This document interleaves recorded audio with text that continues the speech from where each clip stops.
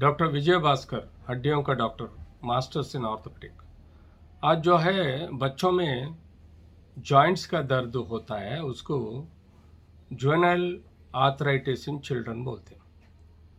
ये अनकॉमन है, कॉमन नहीं है, मगर जब किसी फैमिली में रूमेटॉइड आर्थराइटिस हो, जो इम्यूनिटी के हिसाब से जो बीमारी रहता, वो माँ बाप से बच्चों में आने का चांसेस रहता, उसको हेरिडिटरी आर्थराइटिस बोलते हैं।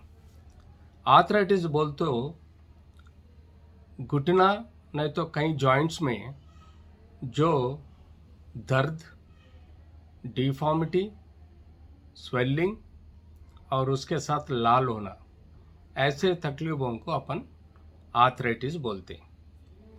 एक नहीं, दो से ज़्यादा अगर जॉइंट्स दर्द होने लगते, उसको अपन आर्थराइटिस बोलते।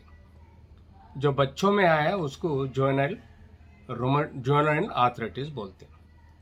मगर बच्चों में जो बचपन से जो हेरिडिटरी के हिसाब से बीमारी आती है, वो उसको जुवेनाइल रूमेटॉइड आर्थराइटिस बोल के बोलते। जैसा कि उनमें पैदाशी बॉडी में इम्यून सिस्टम खराब रहने से और टेढ़ा रहने से उनके अंदर एंटीबॉडी एंटीजन रिएक्शंस के वजह से जो घुटने के नहीं तो कई जॉइंट्स, छोटे जॉइंट्स में सूजन, दर्द, लालपन होना और बिल्कुल जो मूवमेंट नहीं रहा, तो उसको जुवेनाइल रूमेटॉइड आर्थराइटिस बोल के बोलते। तो उनका टिपिकल हिस्ट्री रहता कि छोटे छोटे जॉइंट्स में ज़्यादा दर्द होने लग जाता, हर 15-20 मिनट को एक जॉइंट से लेकर दूसरा जॉइंट दर्द होने लग जाता है, बाद में बड़े जॉइंट्स में दर्द होता। उसके हिसाब से सुबह उठते ही उनको जॉइंट्स में स्टिफनेस रहता, जैसा कि पूरा जॉइंट्स पकड़ लिए जैसा होता है। और जब जब गर्मी आता तो गर्मी में जॉइंट्स का दर्द कम होने लग जाता है। ये जो दर्द घुटने का नहीं तो आर्थराइटिस जो है वो ठंड सीजन में ज़्यादा रहता, गर्मी सीजन में कम रहता। और इनको कभी कभी छाती का रूमेटॉइड कार्डाइटिस भी रहता। तो कहीं उनको गले में तकलीफ आ रहे थे। इसी चीज़ों को अपन हिस्ट्री लेके प्रॉपरली असेस करना बहुत ज़रूरी है। जब बच्चों में ऐसे आर्थराइटिस शुरू हो जाता तो उनको प्रॉपरली हिस्ट्री लेने के बाद उनको कहीं टेस्ट करना जरूरी है, खून के टेस्ट, जैसा कि प्रोफाइल्स, आर्थराइटिस प्रोफाइल बोलते हैं, उसमें रूमेटॉइड उसके साथ साथ नॉन रूमेटॉइड आर्थराइटिस है क्या, नॉन स्पेसिफिक रूमेटॉइड आर्थराइटिस है क्या, नहीं तो सोरियाटिक आर्थराइटिस है क्या, नहीं तो उनको गौटी आर्थराइटिस है क्या, नहीं तो कोई ट्यूबरक्लोसिस आर्थराइटिस और कुछ पोस्ट ट्रॉमेटिक आर्थराइटिस। ये सब समझने के बाद जब एक्सरे, एमआरआई, सीटी निकाले तो जॉइंट के अंदर जो चेंजेस समझ में आएगा। तो रूमेटॉइड फैक्टर पॉजिटिव रहा, ईएसआर सीआरपी लेवल्स बढ़ गए, तो इसका मतलब ये जो है बच्चों में जुवेनाइल रूमेटॉइड आर्थराइटिस होने का चांस है।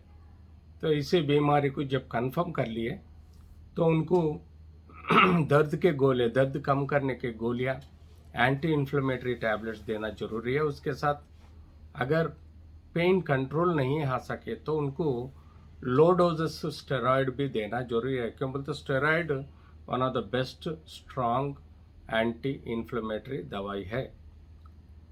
और उसके साथ साथ अपन को इम्यूनिटी इम्प्रूव करने के लिए डिजीज मॉडिफाइंग ड्रग्स भी देना जरूरी है, जैसा कि हाइड्रोक्विनोलिन, नहीं तो मेथोट्रेक्सेट जैसा कि टैबलेट्स भी रखना जरूरत पड़ेगा। उसके साथ उनमें विटामिन डी, कैल्शियम रहने का चांसेस है। उनको विटामिन डी और सन एक्सपोजर और कैल्शियम भी दवाई देना जरूरी है। हमेशा उनको फिजियोथेरेपी की ज़रूरत पड़ता, जैसे कि जॉइंट्स टेढ़ा नहीं बैठने सर का, और उनको जिंदगी भर ज़रूरत पड़े तो दवाई देना पड़ता, ताकि उनका जॉइंट्स का इन्फ्लेमेशन कम करके जैसा कि वो काम करने लग जाएगा। जब फिजियोथेरेपी करे तो काम करने के लिए भी ठीक होगा।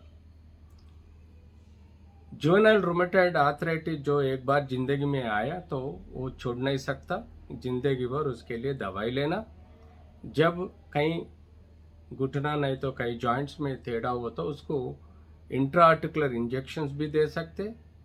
अगर बहुत टेढ़ा हो गए तो उसको ऑपरेशन करके भी जॉइंट को सीधा कर सकते हैं। इसी हालत से हम जो जुवेनाइल रूमेटॉइड आर्थराइटिस को ट्रीट कर सकते हैं।